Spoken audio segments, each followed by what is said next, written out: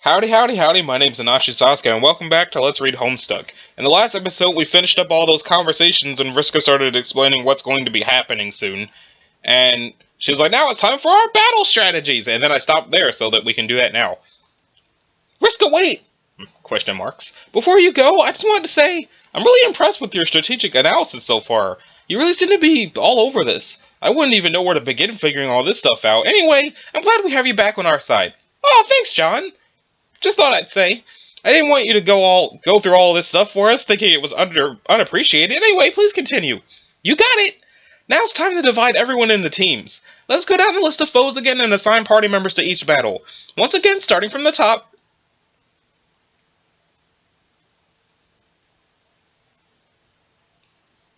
She's, like... It's kind of rude how hot she is. And going off a hive swap, it seems like that's just what happens with the empresses of the trolls. They always just tend to be hot fish people. The Condess! We'll need a team to raid Durst again, but this time for all the marbles. And remember, the raid has to start before the rest of the action to keep her from getting the upper hand. And the party has to be at least good enough if not defeat her, keep her busy for a long time. So who wants a piece of the Sea Witch?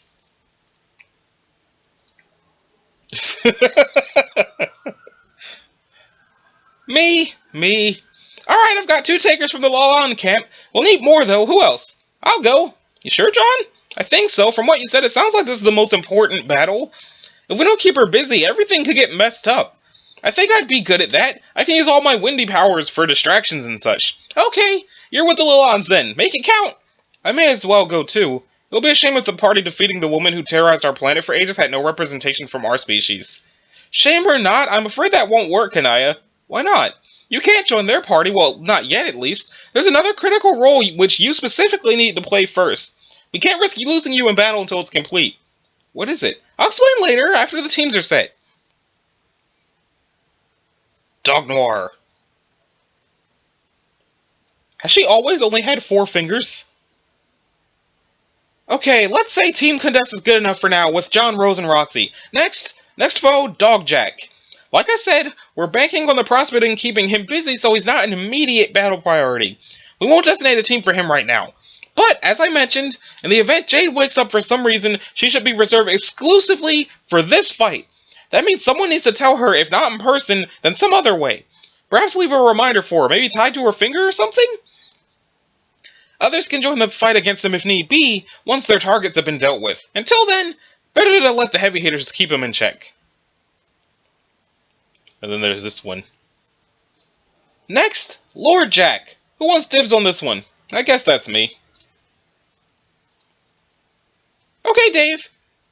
There are all these rumors swirling around that I've got to beat Ellie anyway, which is probably bogus, but whatever. Killing this guy at least will be the next best thing, right? So, maybe if I do that, I could, like, put the prophecy to rest.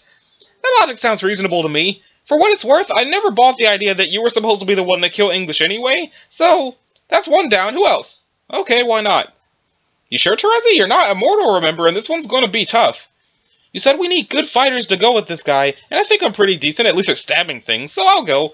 Besides, someone has to witness Dave's heroism if he wants to be let off the hook for that prophecy. Hey, it's your decision. Anyone else? What about Dave Sproul? I heard he's supposed to be hot shit. Yeah, sure. If that's fine if, you're comfortable volunteering someone who isn't here for a deadly battle. It's cool if you want to do that. Dave, come on. It's as if it's not extremely likely he'd seek you out upon getting here anyway. Why don't we just pencil him into the team as probably... ... Just be sure to debrief him on the whole situation when he gets here. Think you can handle that, Dave? Okay, great. Which reminds me, what about you, Arqueus? Arqueus? How do you want to fit into this? I haven't decided yet. I'm just going to crunch some more numbers in the vast combat matrix I just compiled now in the marker blink of a nanosecond to deduce the optimal strategic appropriation of my assets, i.e. muscles. Joining the real Dave in battle is semi-tempting, but I do not wish to horn in on real Dirk's... Instead, I would prefer to blaze my own trail with my own hooves. I've always wanted to do something really important and heroic. I mean, aside from all the other stuff I've done like that, which is quite a lot. But something quite grandiose and perfectly unmistakable as a gesture turning the tide of fortune for all existence. This is what I have always desired. Well, that is to say, both halves of me once had such ambivalent desires, which was compromised by our respective internalized conflicts. But together, that desire is fully realized, no longer ambivalent. Nay, it is now fully bivalent, perhaps even univalent. Univalent? I would like my gesture to shock everyone. It must come from out of the blue, make virtually no sense, stun all involved, and have a lasting, profoundly unintelligible impact on all future and pseudo-future events. Does this answer your question? Oh! Sorry, I was just temporarily mesmerized by your incredible spiel. Needless to say, I absolutely agree with your philosophy on heroic action and want to do something important. In any case, you've earned the right to do whatever the fuck you want just by dint of being awesome. End of story. Okay, next. We'll need to designate a team for Robojack and his entourage. Alright, full disclosure, this is where things get kind of stupid. Even talking about this guy and his crew is probably a waste of good tactical analysis, but the fact is, he's gonna be here, and you're gonna have to deal with this bullshit. I strongly recommend the dregs of your party get stuck with mop-up duty on this. Really, I'm kind of laughing already. Oh man, I really don't want to spoil too much fun for you guys, but nah, I shouldn't. What? Okay, intelligence reports I've gathered, namely through a bit of time-hopping reconnaissance, suggest that Robojack may, I repeat, may, be in transit with a bunch of green time-traveling idiots in that oven. Don't quote me on that. Anyway, if true, none of these bozos are particularly powerful, they'll mainly just be a nuisance. So, who wants to deal with them? Hey kid! Kid, yes, I'm talking to you again. God damn it, what was his name again? Joke? Vriska, stop. It's Jape and you know it. Listen, Joke, snap out of it, I'm talking to you. Oh, sorry. This is a strategy session, Joke. Please stay alert. Now, do you think you can handle being on this team? Awesome, that's the spirit. This assignment should be right up your alley, kid. Who else? Me, I'll do it. Thanks for volunteering, Tavros. This fight is pretty well suited to your skill set, too, and you can join Joke here to help him get ready. But there's one thing I need you to do before the battle starts. Oh, really? What? I'll explain to you later in private, but it's critical and something only you can do. Oh, that makes me the funny feelings combination of skeptical, nervous, and excited. Good! That's exactly how you should be feeling about it, trust me. So, anyone else want to step forward? Are you fucking with me now? Come again? Well, let's see. If I'm tallying this up right, John and Lalonde's 1 and 2 are on Team Condess, the Strider Bros and Pyropia are on the Lord team, Jade, when not on nap duty, is on the Dog team exclusively. The Mayor isn't doing shit because I am personally seeing to it that not a single post-apocalyptic tatter on his head gets harmed. Crocker is on the healing detail, and Lalonde 3 volunteered to support that. Kanaya has some vague yet-to-be-explained mission to do, and so does Tavros, and Joke here just got shunted off to the Pee-wee League. So who the fuck is even left, aside from me, and the fucking cat, I guess? Are you sure we shouldn't pick a role for Rose's fucking cat lessons before moving on to the absolute bottom of the barrel, sometimes referred to as the Vantis Zone? Oh, great point, Karkat. Hey there, kitty. Now, what would you like to do? I would like to eat some tuna fish and cuddle with either Rose or Roxy or both. Aww. Okay, that could be your very important job. Don't let us down. Purr. Thank God we sorted that out.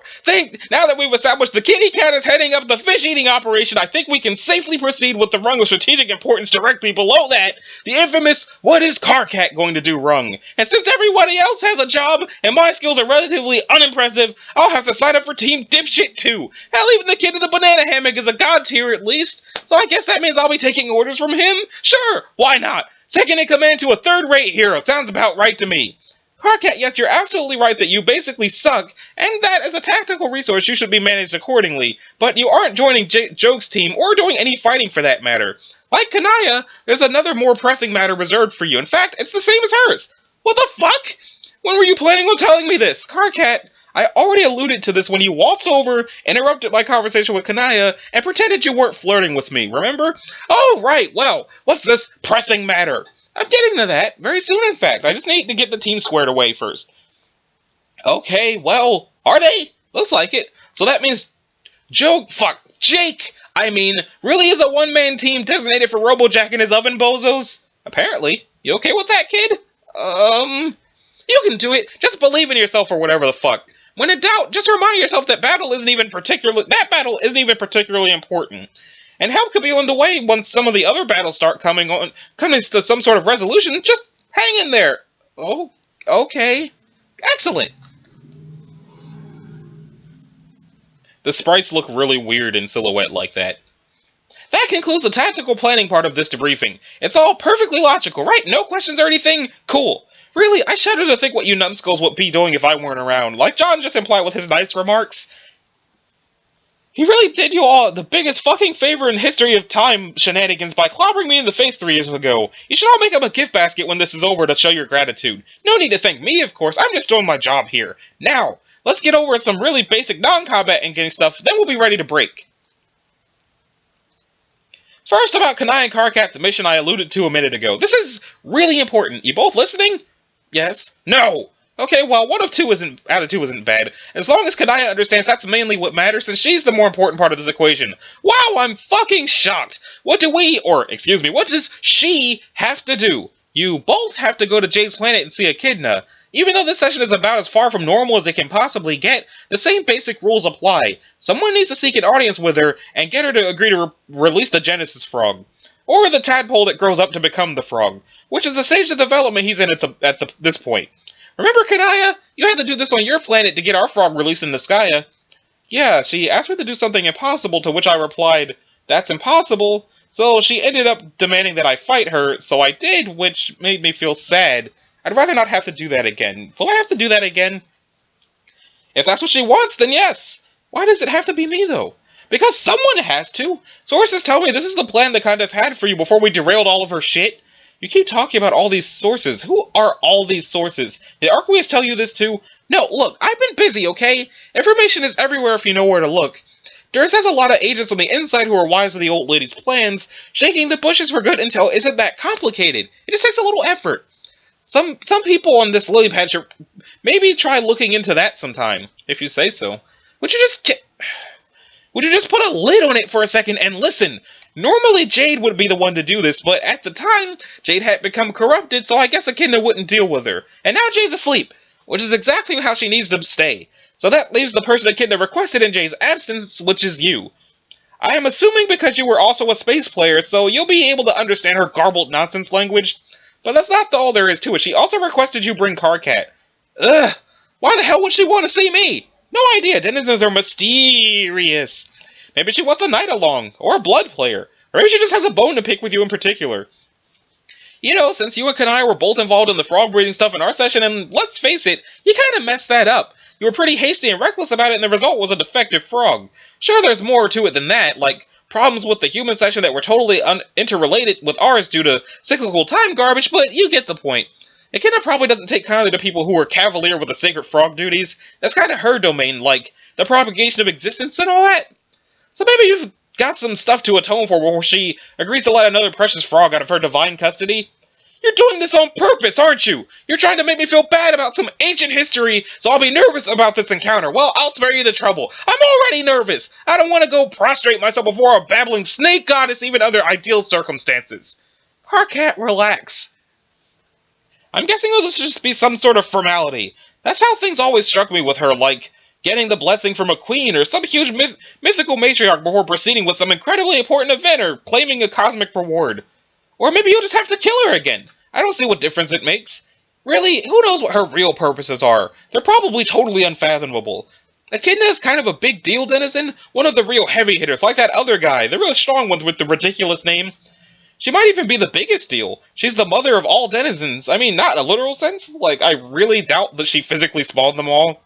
But if she wants you to do something, it's serious. And if you need to do something of a massive cosmic significance, like release a frog that contains an entire universe in its belly, then by the same token, it has to go through her. The other denizens are a bunch of petty grumbling riddle merchants by comparison. You should feel honored she even wants to see you. How are we even sure she has a frog to release? Who made this frog? The jokers from this session? I thought this meant months doing nothing. It's the same frog Jade made. With Kanai's help, remember? Hell, you may have even been involved in that process too. I don't recall every single detail. But it fell in the forge on Jade's planet back in the old session, and now Jade's planet is here. Hence the frog's here too. It's just been, let's say, hibernating inside the planet for a few years. Echidna kept it warm for us until we were ready, which is now. Okay, yeah, I remember now. So the contest was going to make us do this originally? Because her goal was pretty much the same as ours, to win this game and create a universe. The battle taking place here isn't over whether one will be created, it's over who gets to control it when it's made. Ideally, that should be us rather than a genocidal fish dictator. In fact, we don't want anyone to control it. Nobody should control a universe. That's what bad guys try to do. We just want it to be a nice place to live and free of any controlling influence that will make life miserable for the people who live there. Having an attitude about the ultimate reward that differs from that in any way was just another thing we fucked up the first time around. So, let's just be clear on what we're fighting for here. Got it? Yeah, you've made your point. Next item, Earth. When you enter the new universe, you're going to need a planet to live on. Why not just resettle the one you all grew up on? The Contest kind of fucked it up, though. In your Scratch universe, she spent a few centuries getting it ready for a new troll paradise. She flooded the whole thing, so when you get there, you'll need to skip ahead sometime far in the future when the oceans have receded. It should be livable by then. Hell, it may even be a pretty nice place. Here, John, take this. When the battle's over, make sure you give it to Jade. What is it? It's Earth! Remember how 3 years ago you told Teresi we needed your wallet, but you didn't have it? Well, in the time since we talked about it a lot, and figured this was most likely the reason she told you to give it to us. It wasn't a big deal, actually. We spent some time deciphering the code for your wallet. It took a little while, but a few lucky guesses on the code digits, but we eventually got there. Then I just used it to upgrade my much cooler 8-ball modus. You hacked my dad's wallet? Sure. Like I said, we had some time on our hands. It is, after all, just a fucking wallet. It's not like it's some legendary item he got on some mythical dad quest. I mean, he did buy the thing somewhere, right? I guess so. I don't know. I still think it's a pretty special thing. Nope! Sorry to be the bearer of bad news. It is literally just a wallet.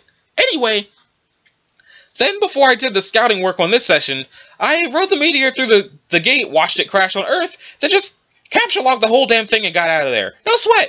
Presumably the Grimbark Jade was supposed to, if she wasn't asleep. Anyway, it was a pretty good plan. She just never saw me coming. Sorry, Condi. If you want your waterlogged little glow back, you'll have to pry it from John's dead hands now. Yeah.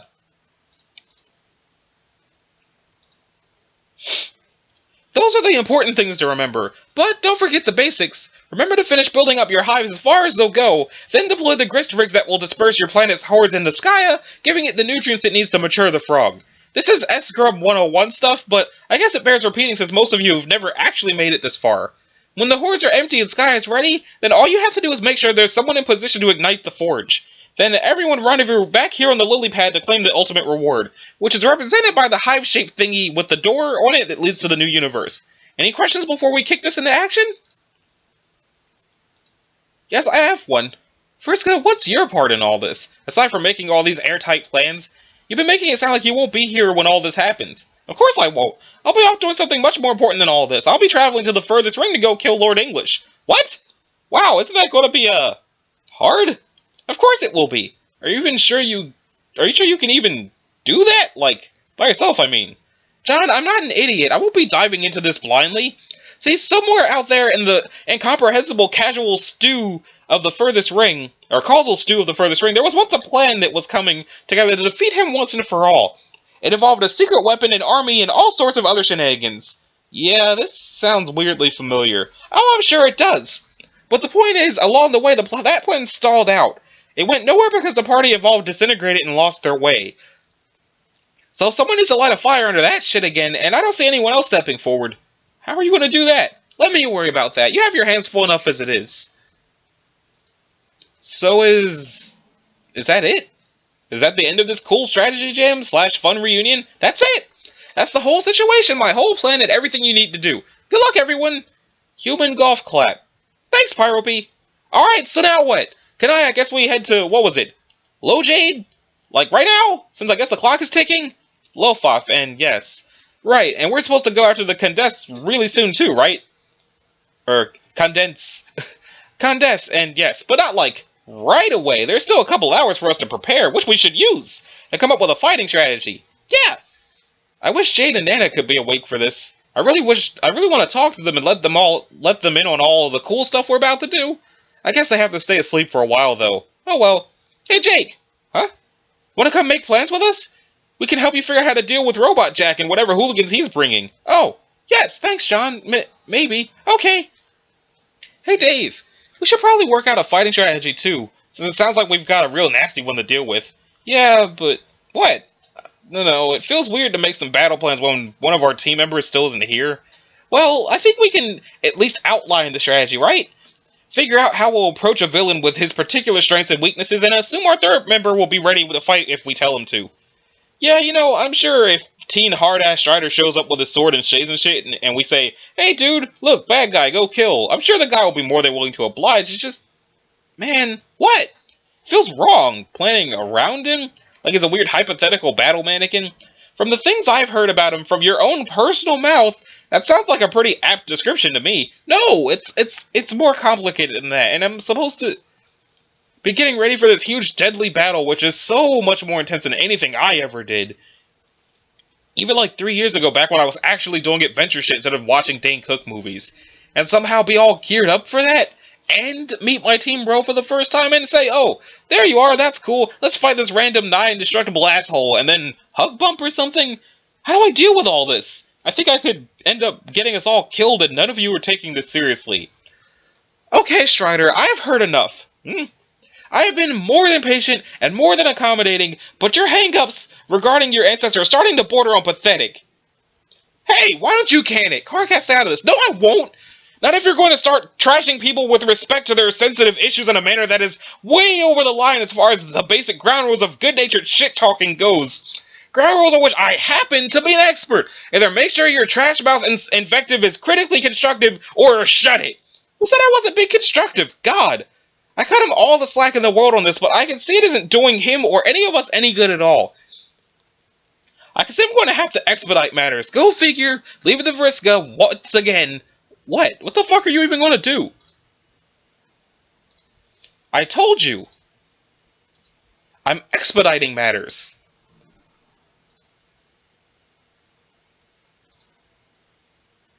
What?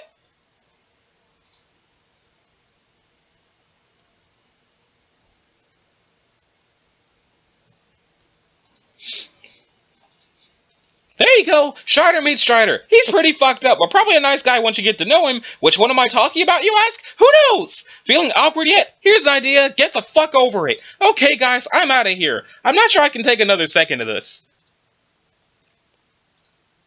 Jeez, Vriska, are they really that bad? Who, the Striders? No, they're fine. That's not what I was talking about. There's another problem out there in Paradox Space which I can't stand for.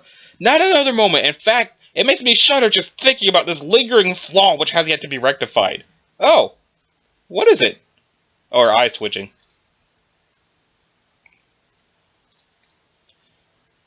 My ghost is being a fucking loser!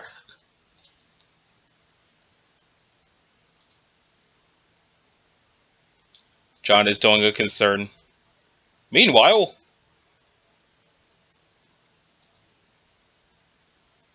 That's a big Skya. And that's a cloud. Wait, have we just all been watching this in this cloud the whole time? Which is in another cloud? Oh! It's them again!